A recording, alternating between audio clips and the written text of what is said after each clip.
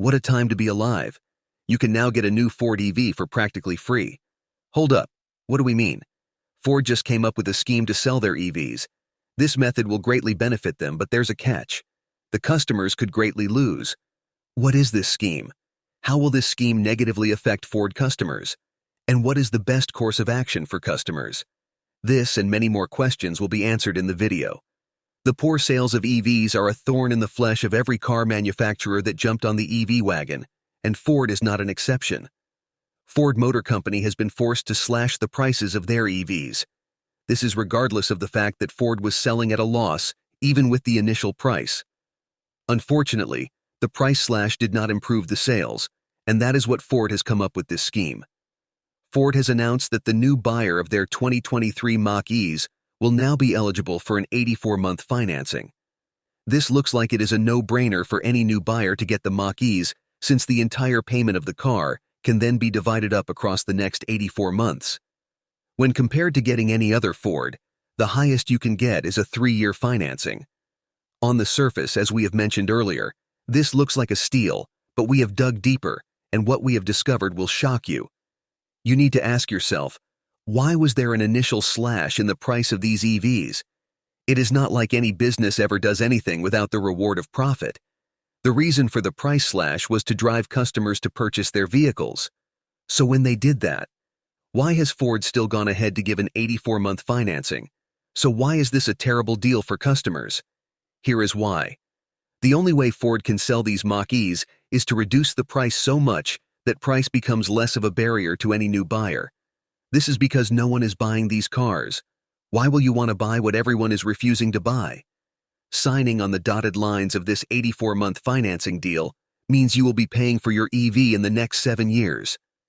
Take your time to think about it for a second, and you might just realize that 7 years is too much to commit to the Mach-E. And if that is not enough, consider our next reason. These EVs are not always reliable. It is highly possible your Mach-E might not even be running again in the next 3 years, which means regardless of not using the car again because it has failed you, you still and must honor your 7-year deal. That's wild. The repair costs on EVs are bunkers. Did you know tire manufacturers love EVs because EVs burn more rubber when compared to an internal combustion engine vehicle? This means extra expenses for an EV owner. On that same page, many other components on the EV are expensive, coupled with the fact that because of the dangers of the chemicals in an EV, many of the components are hard to access by mechanics, which means you would be paying more on mechanic service fees. These are still tolerable compared to the price you'd have to pay if the Mach-E's battery is destroyed. The insurance for EVs are expensive, and the reason for this is simply the high cost of repairs. Electric vehicles, including the Ford Mach-E, will experience rapid depreciation over time due to evolving technology and battery degradation. Let's face the facts here. The EVs we have now are usually decked out with features. With how tech evolves, this means that the EVs of today will be obsolete in the near future. Being locked into an 84-month financing term could mean you owe more than the car's value for a significant portion of the loan period. Consider what the resale value of this car will be within the next 7 years, and you won't be impressed. You see, Ford's target market on this deal is the middle and lower class, who are usually the people who are always the targets of bad deals. We all know that people resell cars to buy a newer model. Will that be possible with Mach-E in 7 years? If so, will there be a great deal on it by then, or some more regrets? The issue of warranty. Will the warranty coverage extend over the 84 months, or just the first year? What happens when your lifestyle changes? What happens when Mach-E does not fit into your lifestyle? What happens is that you still pay the commitment.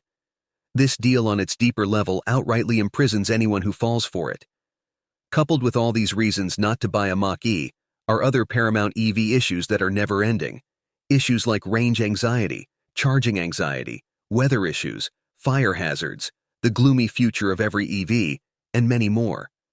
So with all these reasons, what is the future of Ford EVs? Last year, Ford had big plans for electric vehicles, but they hit the brakes on $12 billion worth of spending. They blamed it on changes in the market and the struggle to make money from EVs. In the first few months of this year, Ford came in second place for EV sales just behind Tesla. However, they have lost their position to other brands like Tesla, Hyundai, Kia, and Genesis, zoomed past them. Ford CEO Jim Farley said they're serious about making money from EVs and spending their cash wisely. They want to manufacture gas, hybrid, and electric cars. They had big EV plans. Ford had planned for a 3-row EV SUV at their Oakville assembly plant in Canada, but they decided to hit the snooze button on that project. They want to wait until there's more demand for big electric SUVs and better battery tech. Instead of turning their current factories into electric ones, they're putting their energy into building new ones. They're cooking up something called Blue Oval City in Tennessee. Farley, the CEO of Ford, promised that their new electric cars will be top-notch, with cool tech and awesome digital stuff. Sounds like they're gearing up for an electric revolution. But the real reason for all this is that Ford has been losing money when it comes to EVs. Ford hasn't been in business this long without knowing how to read the market. It is clear that the demand for EVs is not just there, and the best thing for Ford to do is shut down EV productions till there is a demand for them. But it also raises the question of how much Ford must have lost to close down EV production. How much Ford lost on EVs? According to reports by Ford officials, Ford lost $4.7 billion on EVs last year. This loss exceeded the profit made by the entire company from all its investments. Last year, Ford made a whopping $4.3 billion in profit, pulling in a hefty $176 billion in revenue. But when you look closer, things start to get shaky. Their electric vehicle division, dubbed Model E, didn't fare so well. Despite selling 72,608 EVs, they ended up losing a jaw-dropping $4.7 billion.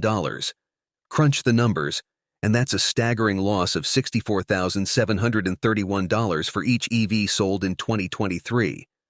To put it plainly, they're losing more money on each EV than the price of a top-of-the-line Mustang Mach-E in Austin, Texas, which goes for $66,615.